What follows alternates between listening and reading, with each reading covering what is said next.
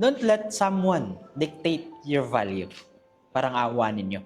Huwag niyong hayaan yung ibang tao ang magdikta ng halaga ninyo. Ha?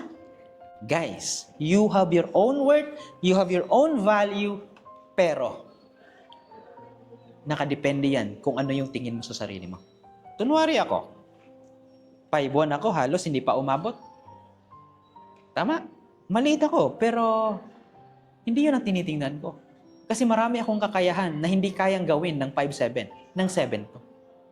Bakit pala kung maliit ako? Paano pag hindi ko maabot? Gamitan ng utak ko. Papatong ako sa bangko, makukuha yung gusto ko.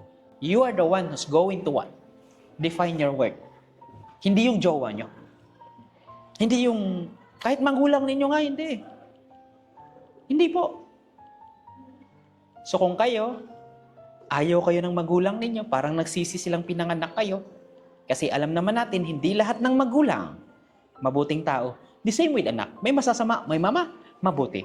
Kunwari, napunta kayo sa masamang magulang, isa lang ang pinakamagandang gawin. Be the best version of yourself. Even though hindi kayo pinalaki, hindi nyo nakasama sila, hindi nila nabigay yung dapat na para sa inyo. At pagdating ng araw, pasok ka sa pintuan ng bahay nila, tapikin mo sila. Ma, pa, ito na pala yung anak na iniwan mo.